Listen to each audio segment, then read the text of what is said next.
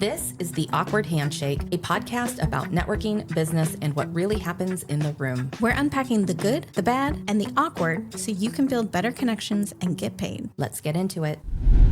Today, we have one of our favorite people on the podcast.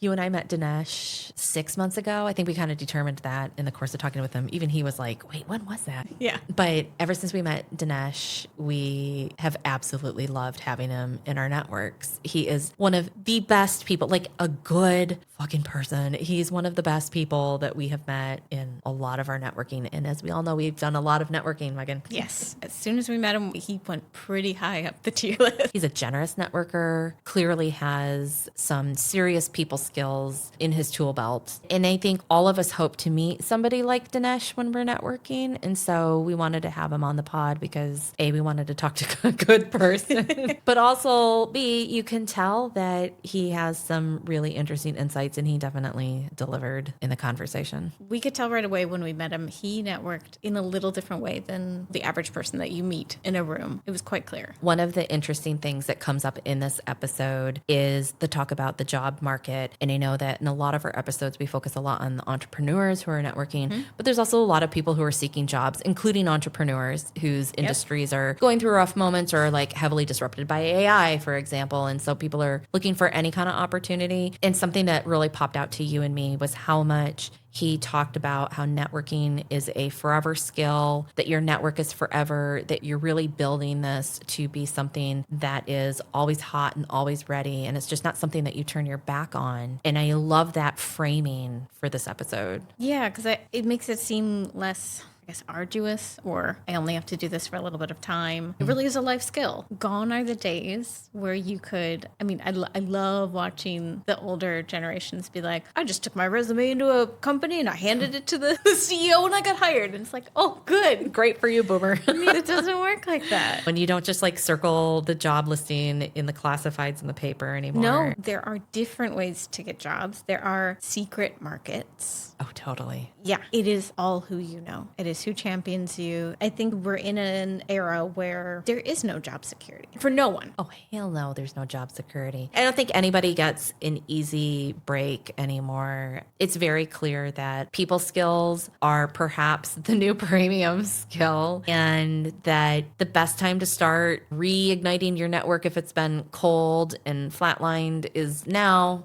but it's going to take time. And Dinesh really breaks that down in a lot of different ways in this episode. The other theme that has come up a lot is the art of listening. We both felt like it was important to call these themes out before someone heads into hearing the discussion so that they go in ready and prepared. So you pull out the gems that are in it for listening and for keeping your network alive. Let's introduce our guest today. We have Dinesh Mathew, who is a market researcher turned senior business operations executive who has worked across industries, consumer and B2B, from consumer products to hardware technology. Across his career, he has helped businesses of all sizes reduce tactical exhaustion, evolve unsteady operations processes, and address accountability gaps and siloed decision-making that gets in the way of scale and growth. Through his work, Dinesh has kept leadership teams aligned on what matters most and tapped AI to drive more efficient operations, resulting in stronger margins, healthier teams, and improved revenue performance.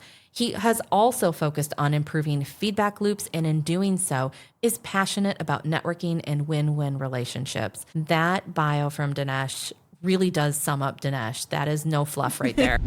Dinesh, thank you so much for coming onto the podcast. Oh, it's great to be here. Love to talk about networking. We were so excited to have you on because when Megan and I first met you, we were like, this Dinesh guy is a really good networker. He's really nice. He's really fun. And he knows things. I'm glad I portray that ambiance. When we were putting our notes together, the three of us for the episode, a theme has quickly shown up already, which is the art of listening. And I really think that that encapsulates a lot of the things that are on all of our minds. Do you want to tell us a little bit about your background? Because you have a background with focus groups and facilitation. And listening is where a lot of this theme came out of. Yeah. So before my current career, I was in market research, market intelligence. So did a lot of focus groups as part of that in all kinds of settings. And the big thing with facilitating focus groups, moderating focus groups, is you are supposed to talk the least. So a successful focus group is where the people that you have paid to be there, paid for their time, they're talking 90% of the time and you're talking 10% of the time. So that training over many years taught me how important it is. And it's something I carried through to networking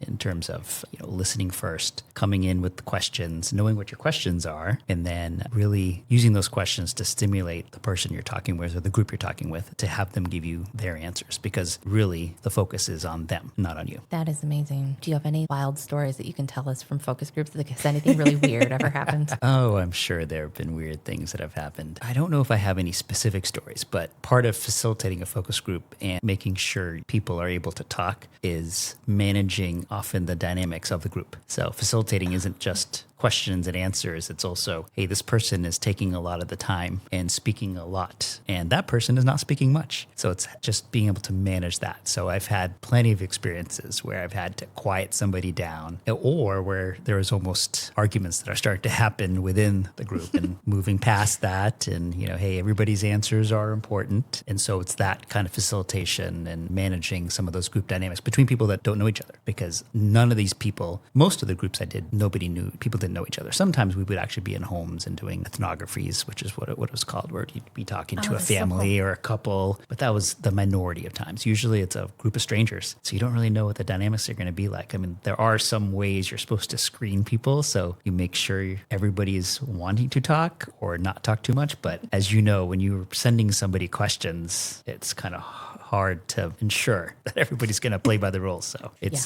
kind of facilitating. So those are probably the craziest stories. It's just somebody going off tangent and having to wheel them in, or really having to quell some dynamics going on that are causing some issues. Well, we've never seen that in networking before.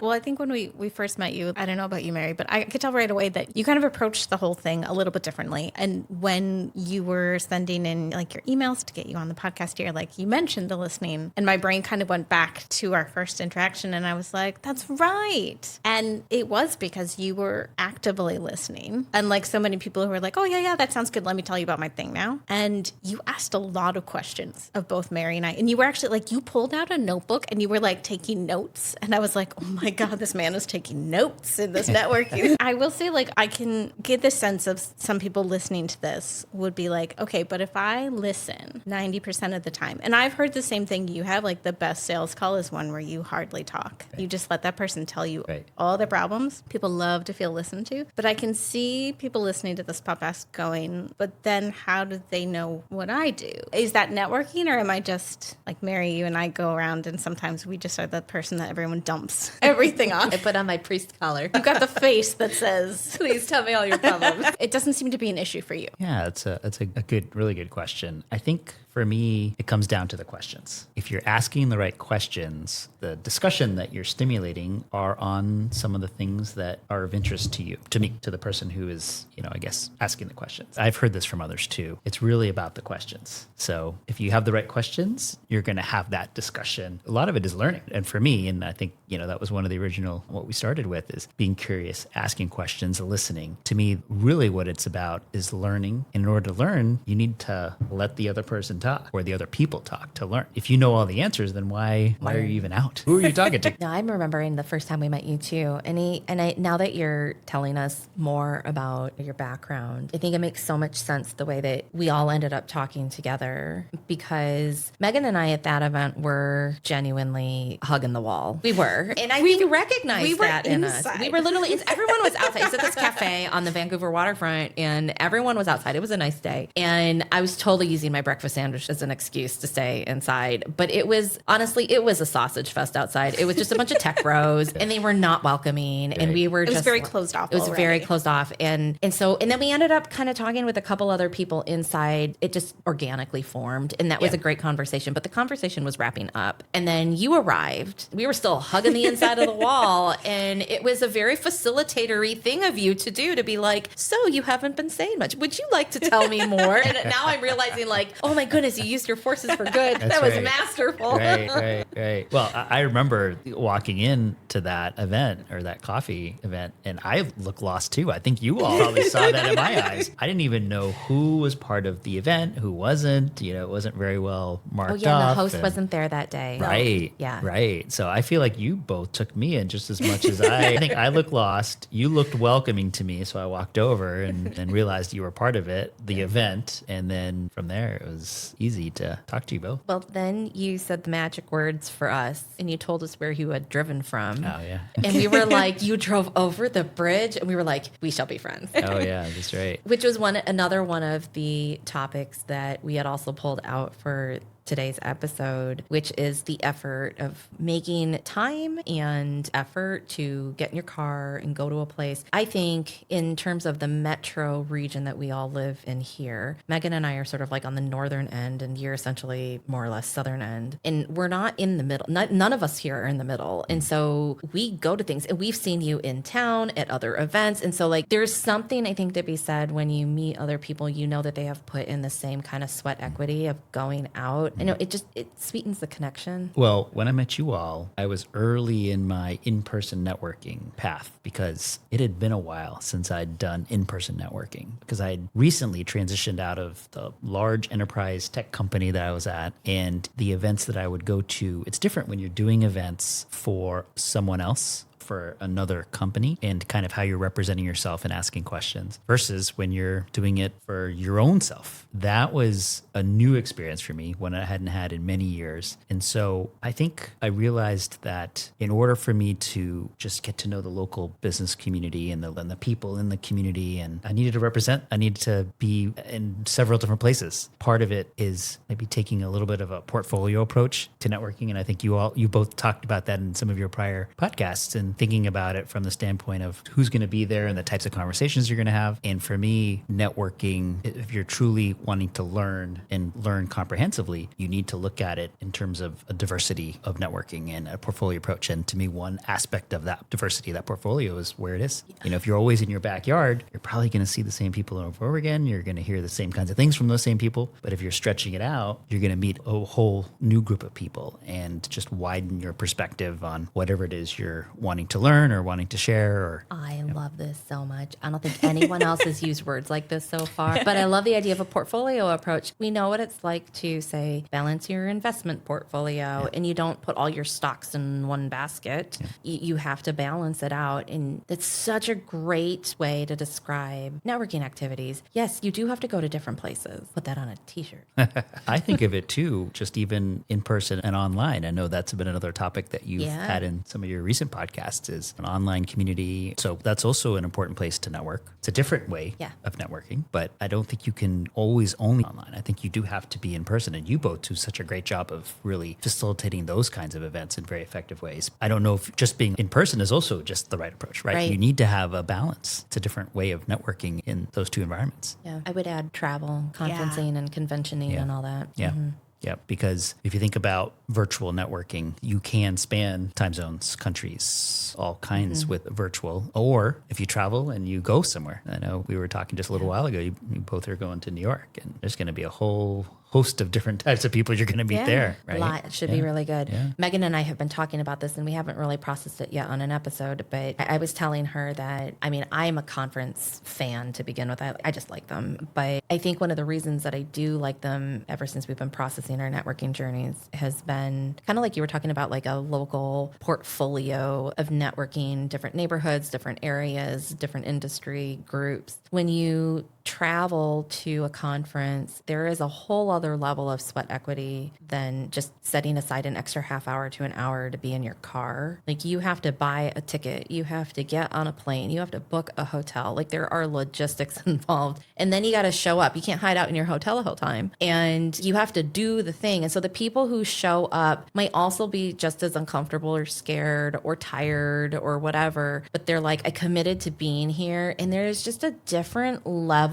of connection making that happens. And it's like, not all those connections are winners, but there's a lot less sifting feeling than you have in a local networking scene. Yeah. And I don't know if, I mean, I know that in your corporate career, you probably traveled a lot too. I'm wondering if you've had the similar experience. I think one of the things too, when you travel to events like that, you're right. First of all, the bar of entry is higher. So the people that are there are passing that bar. So they are going to be more invested. So that's one thing. And then the second thing that I was just thinking about, Mary, when you were just talking about you're going to be there morning, day, and night, is that the possibilities of networking just expand too. So it's not even just 2 hours anymore. Right. Or because nobody's going, unless maybe some people are local, that's always possible. But for those that travel, okay, well, if we can't meet up during the day, let's meet up for dinner. Let's meet up for breakfast. People aren't going home for different things. Everybody's there for those 3 days. So it's a very concentrated amount of just lots of opportunities to talk and meet that you wouldn't get at a 2 hour, 3 hour event. If you had your choice, how would you rank them for you? Like, what are your favorite? Are you going by which does he like the best or what best output? Both. Are they the same? Is it the same? Yeah,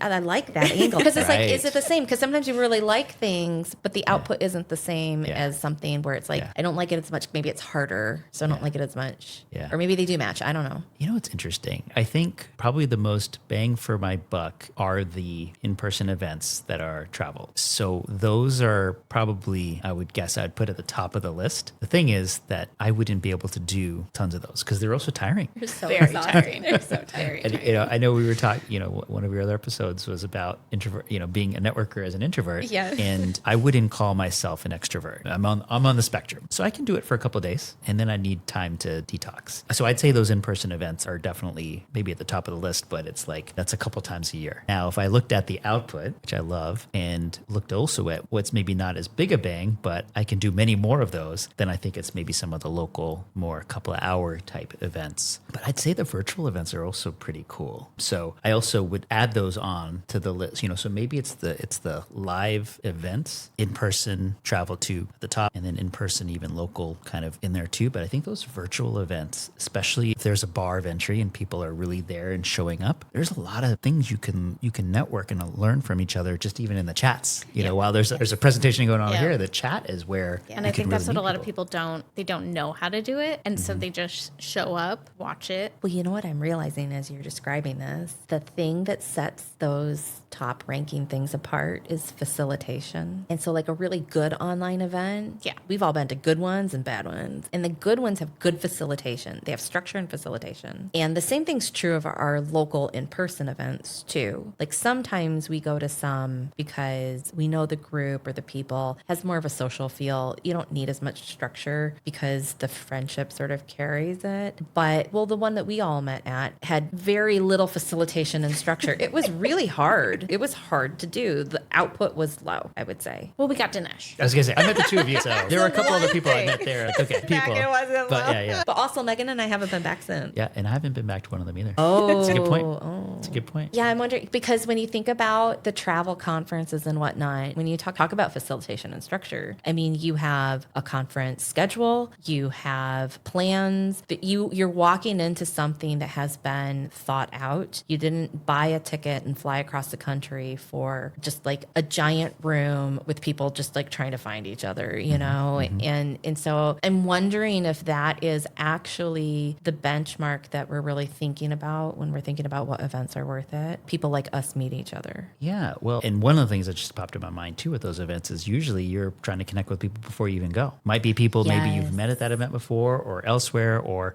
doing a LinkedIn post and saying, hey, I'm going to be at this event. Is anybody going to be there? So often when I'm going to events like that, before I even get there, a couple people I'm going to meet up with. Then you build on that too. So there's almost that pre-work or that preview on who's there. So you're going into the event already kind of with a running start of networking. And I think also, at least I also go in knowing that I am going to have a couple weeks of follow-up after the event. But when I do a local event or even a virtual one, virtual ones are interesting because I think you can get so much of that work done in the chat, interestingly enough. So it kind of takes the end labor off a little. But on our in-person events in town, I don't know that I have quite the same concentration of follow-ups that I do when I do conferencing. It was interesting when you were talking about facilitating virtual events. The best ones that I've been at, they've got the breakout rooms. So the chat is one thing, and that's definitely valuable. I often find sometimes I have to be the one pushing it. Like, hey, let's use the chat, or I'll put up some comments, and then all of a sudden the You're chat that kind guy. of grows. Right, exactly. Sometimes the chat is quiet. I love it when it's not. But I find that, and I remember you all did a great job of that when I came to one of your events here, your networking events. Thank you. And you were facilitating, and there was times where everybody just opened. Then you had kind of these focus sessions, right? That just popped in my mind just now. And I think some of the best virtual events from a networking standpoint are when they've on purpose had some breakout rooms and, random people, Yeah. not people you know. Yeah. But it's all about a topic, and not even the topic isn't the important thing. It's having something to talk about. And then that's where I've gotten some of my best follow-up contacts, is when there's those breakout rooms and where you have some dedicated time to talk to each other versus just the chat or everybody's just listening to one person talk. I love where this conversation has gone. Like, we knew it was going to be a little loosey-goosey with you. But we were like, if there's anyone we could just have a good conversation with, it's Dinesh. Yeah. Yeah. But so when we met you, you had just sort of bounced out of your corporate life. Congratulations. And you're like, I'm consulting now. How do you feel networking has helped you get leads or even clients? Like, what's it done for you in the last, has it been 6 months since we've been more than that? Well, yeah, for me, it's been since August 1st. So I think I met you all soon after that. You I want to did. say it was in the fall. For me, yeah. Yeah, it seemed early to me, at least. So it's been But about half a year since we've known you. What has happened in your networking in that time, Dinesh? I feel like everywhere that I've turned, I've hired a couple of consultant agencies. When I say consultant agencies, agencies that help consultants build business, and also a lot of networking to hear other people are doing it, listening to your podcast. And I feel like the need for networking is as big today, and I'll just make a broad statement. It's not even just about here in Portland, it's everywhere. So I'm going to bring out some of my market research. Do it. Be nerdy. Nerdy, exactly. That's where, this, all this stuff. But just looking at trends in the workplace, I think in the workplace, and this is especially for people that have a certain level of expertise, maybe a certain level of senior experience, executive experience, whatever you call it, a certain level of expertise, and they are subject matter experts. I don't know if it's probably some combination of AI, some combination of everything. Things are much more virtual. The competition now for what used to be maybe an easier to find, if you want to be full-time, you could be full-time, the choice, I think, has gone away somewhat from the worker, from the executive, the subject matter expert, and gone more to the people who are looking for the work, right? The employers, if you will. And so what that's created is it's a bit of a Wild West. And so in a workplace situation, whether you're working for someone full-time or not, I think the fact that you're probably going to have to look out for yourself much more than 4 or 5 years ago, 10 years ago, or 15 years ago. In today's workplace environment, I think everyone is an entrepreneur in some ways and really has to look out for themselves. The days and years of a company really being loyal to an employee, that doesn't have to be a full-time company. It could also be someone staying loyal to a consultant or whatever you call it. I think that long-term nature of that employee-employer relationship has shifted, and it's much more a fractional piece. And I think AI has a part to that. I think the virtual workplace, people now from all over the country, all over the world now can compete for the same jobs. And so because of that sort of Wild West scenario, the things I've heard and seen is that the way you're finding work today, where you're having to look out for yourself, is by networking. It's all about who you know. So it's not about the skills you have. It's not about a resume. It's not even about your past. It's about what am I doing today and what am I going to do tomorrow? What am I doing today? What can I deliver going forward? And so in that space, networking is so huge. And that's what I've been finding for my own journey. So now I'm going back to the question. And so I've been building my networking chops and doing a lot of the things that we've been talking about and that you've had on your some of your other podcasts as well. And I think for myself, this is the first time I've had my own thing, my own firm, person of one. Not only am I kind of learning what it is to be an entrepreneur and to do your own hustling, I think it's just really building those skills of networking and realizing that. I think you all talked about it in some of your prior podcasts as well. It's like, it's not the first conversation, it's going to be the third or fourth, or maybe something more than that. So how are you going to get to that third or fourth conversation? I've been experiencing that in terms of a couple of clients that I've got, but even the pipeline. It's like, how do you continue to build that pipeline? Sometimes it's even partners, other people along the ride with you. So it's not even that you're networking for your own clients. clients. It's maybe a client that could come through someone else that's a fellow traveler. So, just that whole space now, how important networking is to drive the work you want to do, I think is as important today as it's ever been. It's probably going to just grow in importance. Good relationships take time. Well, Megan, you had found in some of the data, I know we've talked about it on previous episodes, that the timeline for B2B contracts especially, and all of us have done B2B. Yeah. I mean, I've got a B2B proposal out right now as we're recording this, and I'm like, oh God, how long is it going to take them to circle back? It increased by 25% year on year. It's anywhere from 3 to 18 months. And it went from taking 5 people to say yes to you, like in one organization, right? At least all those people have to be on board, from the accounting to CEO to whatever. It went from 5 to 7.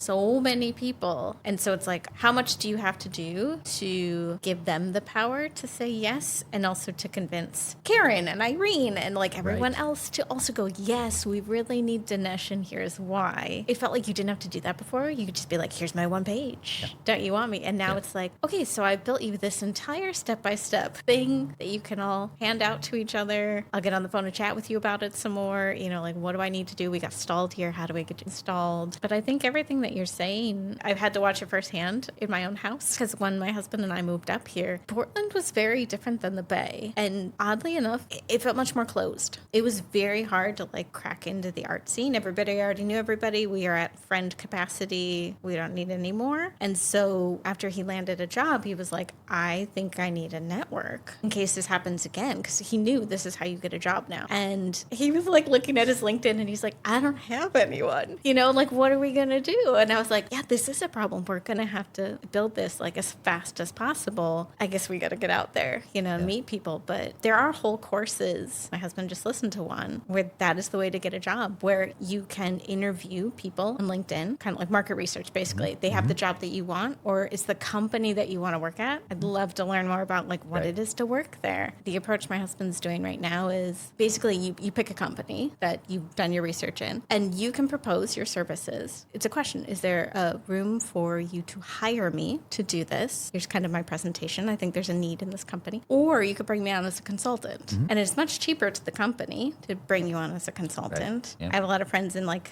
cybersecurity who are like, you don't need me full time. There's a position open. I've seen it. And I'm actually going to tell you, you don't need this full-time person, but you could hire me as a consultant, and here's my price. And it will save you X amount of money. It's such a different way to get a job. You said something in Jeff's story, though, that I think is really important. And I think you're touching on it, Dinesh, and the human connection part, which was how many people, and I really want to know what you're seeing, Dinesh, too, because Megan and I know what we've seen, but I want to know what you see, because you network the way we do. How many of the people that we're all bumping into are honestly suffering from a cold and expired network, and they need it. They need an active one now, but you don't just suddenly build a network. It takes time to build relationships. So when you're job hunting or looking for clients or whatever, if it has been forever in an age since you have communicated with anybody or put on your people skills or done the sweat equity of getting in your car and sitting through rush hour traffic to go to the happy hour, and then you're like walking into the room expecting magic to happen out of nowhere. I'm wondering how many people, like, yeah, you have a LinkedIn profile, but you've done shit with it for years. And now you're like, oh shit. I'm wondering how many of that we're bumping into when we're networking. One of the things that made me think of, I mentioned that I've engaged with a couple of job consultants, in terms of how do you navigate this environment. A very recent one had talked about the fact that the skills you're building, that she's building with her clients, which included me, are not just about this next job or this next set of fractional jobs. It's going to be for the rest of your life. That's the environment. That's the work environment for the foreseeable future. So her perspective, and it's exactly what you're saying, Mary, is that even if let's say you get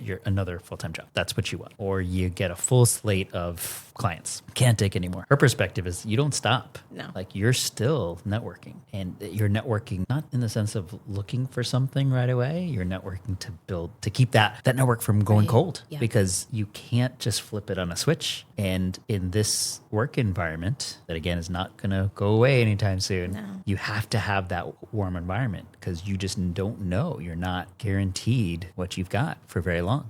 So in that scenario, I guess you can look at it glass half full, glass half empty. All right, the half empty part part is the scary part, right? Which is, you could lose your job tomorrow, or you could lose a couple of clients tomorrow. So you need to have that network in place. On the glass half full, you're kind of in control in a sense, because people aren't getting locked into a role for many years. That means that role is going to be available sooner versus later, right? So then there's choice. So it's sort of how you look at it. Like sometimes a lot of choice is good, sometimes a lot of choice is bad. But either way, all about keeping the network warm, and you can't let it go cold. And if people are freaking out, because like you said, you have to keep doing it. I kind of agree with that. I've heard too, like, think of it like a stove dial. It's never going completely off, but like when you are at capacity, you can dial it back a little bit, but you keep it still warm. And then when you're like, oh no, all the clients are moving through my funnel too fast, it's like I can turn it back up. But it's kind of like keeping some sort of like baseline where you're like, okay, we're still going to go to one a month, or show up in my favorite one. Maybe check it's in with not these people. all that you were doing when you were hustling. Yeah. But you're not also shutting that. I love that analogy. You're not shutting the stove off. Like it's got to be at least simmer or something on that dial. As someone who shut the stove off before. It sucks. Shut it off, walked away.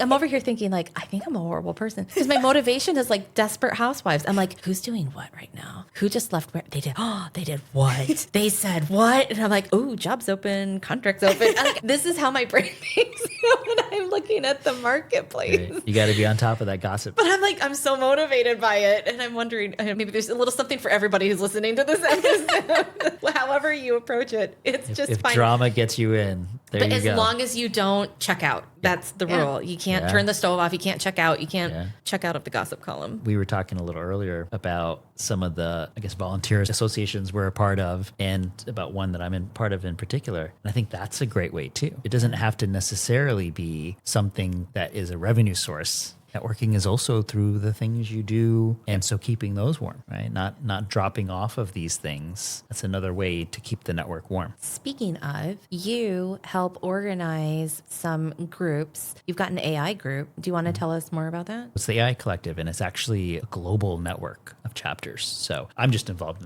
in the Portland one, and it's not even just us by ourselves. There's a whole host of AI-related organizations. We provide a part of what Portland needs, and others do other parts. And so we're just really trying to empower the local community and all of the chapters around the world. And that's maybe what makes the AI Collective a little different, is it's a global network of chapters. So it's not just something from Portland or just something from Seattle or just something from San Francisco. And so there's that scale that the AI Collective has, and able to bring in partners and speakers and content from all over the globe, but then also able to do it in a way that's customized to the local community to really help AI and discussions around AI. And really it's about ensuring that AI is going to be a positive part of society. Like that's kind of the overlying mission of what the AI Collective does. And it's very much a grassroots sort of focus. The thing I think that maybe distinguishes us from some other groups is we have that access to the global scale. And so when we talk about furthering AI in the Portland area, hey, we can bring an Anthropic into that conversation, or we can bring a Cursor, some of these big names into those discussions, because they also want to grow the local community. Like from a business standpoint or from a mission standpoint, they also exist to further AI in certain ways. So there's AI Collective can help those companies come into the local communities. And that's kind of the angle I guess we have versus some of the others. But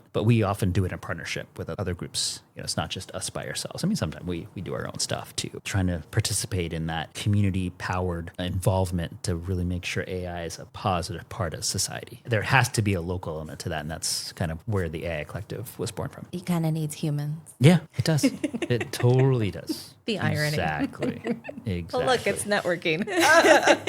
And it's about networking. Yeah. So when I was talking about, just continuing to be part of some of those groups that, you're a part of, even being able to create that space, I think it's a huge part of my networking. Well, Dinesh, if people wanted to work with you or learn more about you, how can they do that? I think my website is probably the place to go. We'll have that in the show notes. Yeah, exactly. Mm-hmm. It's got a contact page and whatnot. That's probably the place to go, or look me up on LinkedIn. I'm trying to do, speaking, I think we were talking a little earlier about, or maybe it was our previous discussion, there's networking in person and live. There's also asynchronous networking. Yeah. So I'm trying to be better about being on LinkedIn. Other people are much better than I am. But I'd say LinkedIn is another way to connect with me. At least I try to be present there. Yeah. That's a very good way to describe LinkedIn.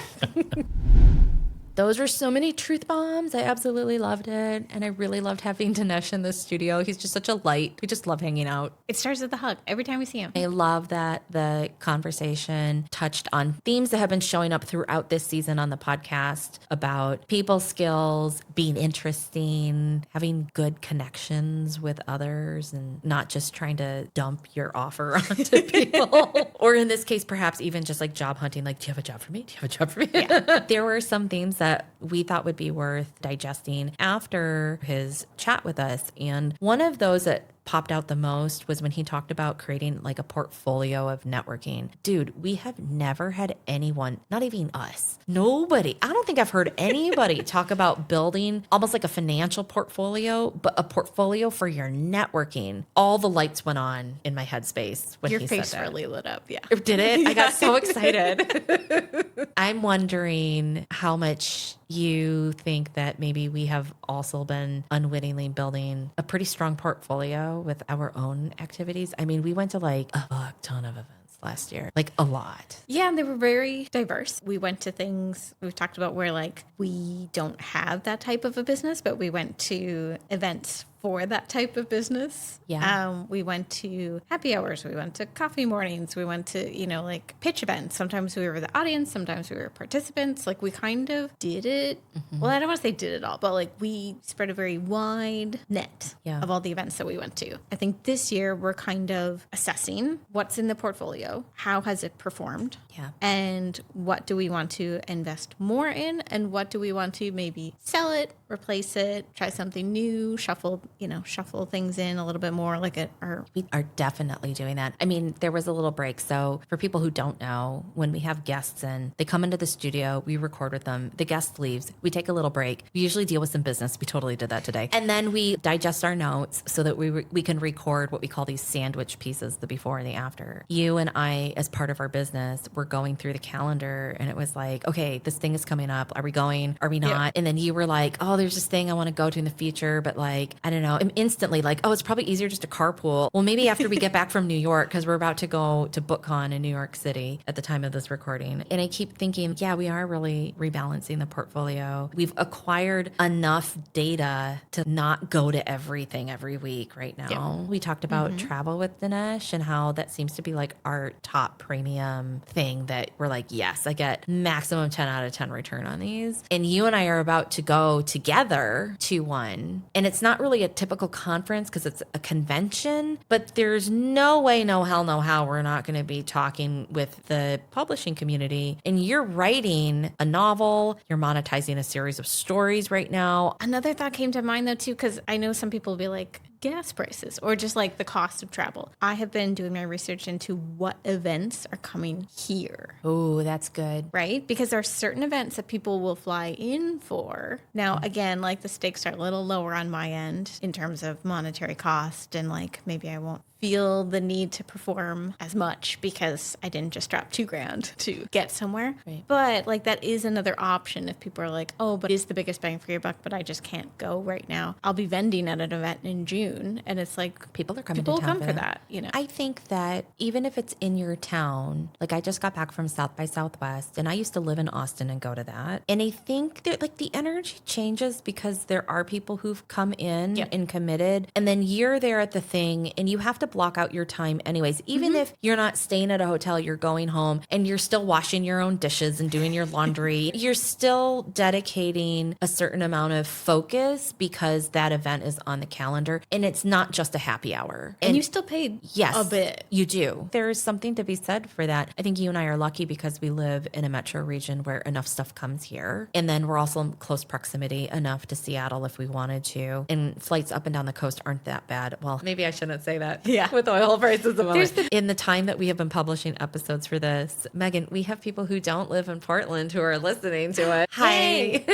And I know that not everybody lives in a metro region where things come to them. I think you kind of have to weigh your options. But, Dinesh also mentioned whether it's a financial constraint or because you're introverted, like so many of us, you're probably doing 1 to 2 destination conferences per year. Yeah. Like I can't imagine doing, well, no, I can't say that because I have done it because I'm crazy. But in the past I have done. I was going to say, the year just started, Mary. You will have more. The year started and I have been on a plane every month already this year. But yeah, I do think there are some good virtual ones. I think I talked about with Dinesh, I know I mentioned it. It's like there are ways to leverage those events, even if it's virtual. Yes. And just showing up and listening is not enough. It's not enough. I think, it's harder to not bullshit yourself in a virtual event space because it can be so easy to be like, well, I'm here, even if your camera is on, but it's so easy to turn the camera off. And it's so easy to sit back. Like we were all talking about how like the best part of a virtual event happens in the chat. Yeah. But how many people just don't, they're like, oh, the chat's moving so fast. I can't, it's too hard. And I wonder how disciplined we all are when you're like, yeah, I'm just not quite feeling it today. I mean, I have left breakout rooms. Oh my God, you have Irish exiting. Your Irish have exit Irish story exit. is so good. I just pretend I'm having technical difficulty. I like to construct a story for why I've left. Not that they were boring, just, oh no, FedEx is here. But I mean, I'm also very much guilty of playing the watermelon game or Mahjong on like this splitting my computer screen. Well, it's really, I have dual screens. Like if I'm doing an online conference, I'm probably going to do it from home because it's more comfortable than being here in my office studio. But it's so tempting because I've got the dual screens. And so I can multitask. You can't. It's really hard. And I have had my laptop with me at physical conferences and also banged out emails and done duplicate work. I have done that before. It's harder to do too much though. Like the constraints are just so much in your face that you can't. But it's not unusual to see people taking care of like urgent messages or whatnot. But when you're at home, it's so easy to try to think you can split your attention. I'm wondering, this is such a left turn curveball question here. Do you think, so we're recording this at the end of March of 2026. There's a war in Iran. Oil prices are skyrocketing. There's ICE now potentially National Guard in our airports. You and I are getting a little nervous about our trip coming up in April because who knows? That's a long time away at this moment for enough things to happen that make things a little scary where we're like, how white can we make Mary look? Do you think that we might weirdly see a rise in events going virtual in the second half of the year? Like, I know that people put down deposits and there are plenty of conferences happening. Yeah. But like, do you think that anyone who hasn't already pre-booked travel or pre-purchased something, that they might start saying, you know what, I think I'm going to wait? Yeah. I think conferences, the ones that have like the dual ways to attend. Yeah. I think if you don't already have your ticket, I think everybody's going to be like, you know what? I'm kind of wondering just do because like in the podcast space, it's not uncommon to see regional conferences have a replay option where you can buy the replay. And sometimes I've been tempted to do it just so I can like scrub through recordings to see if there's something that, especially if there's like a speaker where I'm like, oh, I really wanted to hear what they had to say, but I don't want to go to the conference just for that. The question's a little self-serving because I have been wanting to do my own pilot live event. And I thought that there would be people from my network, interestingly, who were like, I would fly in for that. And I'm like, I don't know if you're going to fly in for that anymore. I mean, I definitely need to have conversations with some of the people I'm closer to and just ask. But because events just seem so tenuous,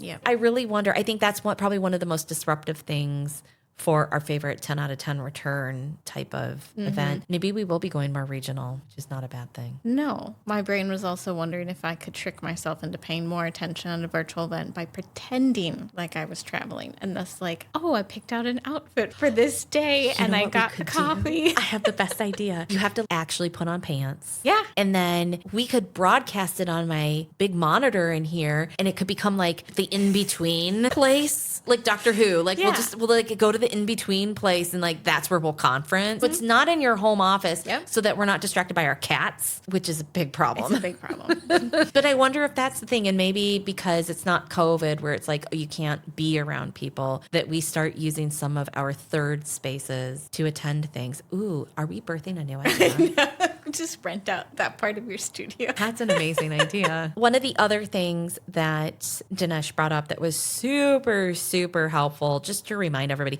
not that we haven't talked about it 11 billion times already, but is the notion of being curious about other people, finding mutual topics. We were like, oh my God, this touches on so many things. Small talk, being interesting, having people skills, but basically not just vomiting your offer on people, but actually listening, like he was saying, and asking questions. And I know you and I agree on this, and I'm like preaching to the choir right now. I almost wish we could have gotten him to like demonstrate, because when he's like, it's the questions that you ask. And I was like, oh, which ones? I don't think it's a formula. No, it's not. No. It's a skill. You have to practice and develop a skill, which is why you have to leave your house.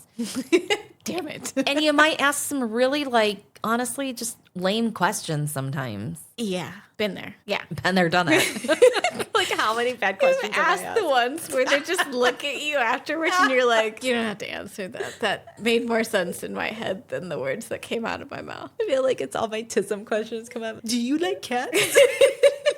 I know I've asked a question that's just like downright insulting the person, because it's like an offhand comment about it, like, oh, well, at least you don't do X for work. And they're like, that's what I do. And I'm like, oh, I mean, never mind. Yeah, that's such needed work. Oh, he needs help over there. I have to go now. Just bail mid-answer. You have to be curious. And I think, too, like when we have those weird human fuck-up moments in the middle of a conversation, but when we have them, we end up interestingly connecting better with the person. And if you don't connect with them, I don't think that connection was ever meant to happen. Oh. I mean, think about it. That's very fatalist. If you're meant to connect with somebody and you have a very human moment where you lose the thread, you don't ask the right question, but you're genuinely curious and you can tell a person's a good person and you guys just end up chatting. Like, how many times have we helped somebody recover what they're asking or their question? And it's like, I really love that person. What a great new connection. Yeah. It's kind of like the equivalent of online content marketing where you send an email and it's got typos or it's not perfect or something. People say, oh, I'm so glad, like, I see some imperfection. It just makes you more human. If somebody doesn't have tolerance for your humanness, do you really want them as a contact? I mean, maybe if they had $10 million and they wanted to give it to you, maybe then I'd be like, okay, I'll tolerate feeling like an idiot right now. But the last time I checked, Mark Cuban, the real Mark Cuban, is not in front of me. He's still just an AI approximation in my ChatGPT. How much do you think people, the average person, is willing to do the labor of being more interested in someone else than in themselves? To ask those questions to pull it out, though. Well, if we go by the dating scene, I'd say not very. This is Bumble's entire strategy. We could do a whole episode just on the dating crossover into networking, because I do think that some of these lack of curiosity skills have been reinforced in so many areas of life, whether it's social media where you're like posting about yourself. I know not everybody does. People do celebrate other people or share news or try to disseminate information. But let's be honest, you're posting pictures of yourself. You're like trying to show the best side of yourself. LinkedIn, worst offender ever. And then you've got dating apps. You have people who are just trying to look the best or snag the best person or whatever. And you're supposed to be curious about other people, but they're really not. I feel like there's a skill set that's like atrophied. Going back to the beginning of the episode, like the job market is so scary. You are in this heightened state of, I need something. Yeah. I need something from you. I need your money. I need your money.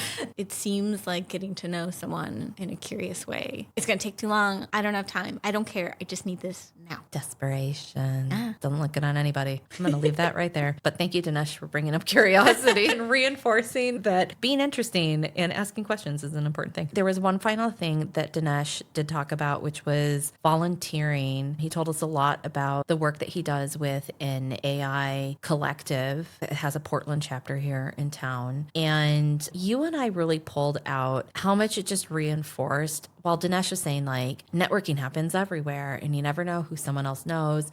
Just so true. We were like, well, the reason why he's finding good connections is because the man has a life. He is being an interesting person. There's something more than just his LinkedIn posts or more than just the consulting contracts that he's got or his resume or whatever. And it was just so apparent, and it really reflects in his own success leaving corporate and becoming a consultant. Customer acquisition is no joke right now. The timelines are longer. It's harder to get new clients. People's decision-making timelines are so much longer right now because you have to be careful with your budget. And the fact that in the short time we've known him, he doesn't do what some of our other consultant acquaintances do, which is like, do you know anybody who does this or that? And like, there's just this like sort of mild panic running in the background, like, oh shit, I need to find a client. We've never heard that from Dinesh. Nope. And I just He's really very grounded. very grounded. I just love that he modeled that. This is really just a We Love Dinesh episode, honestly. I'm not ashamed to say it. No. Like, we wanted him on because we're like, we just love Dinesh.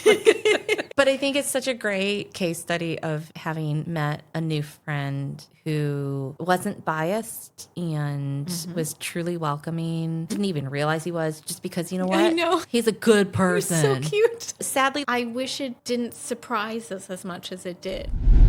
That's it for today's episode of The Awkward Handshake. we record at Sasquatch Media Grounds in Vancouver, Washington. I'm Megan, co-founder of Fatcap Design and creator of PDX Spellbound. And I'm Mary, founder of Sasquatch Media Grounds and Sensible Woo. You'll find links to everything we mentioned, guests, resources, and ways to connect with us in the show notes on your favorite podcast platform. That's also where you'll get updates on where we're headed next and when we're inviting listeners like you to join us for guided networking in person and online. Don't be passive. Click the links, pick better rooms. We'll see you there.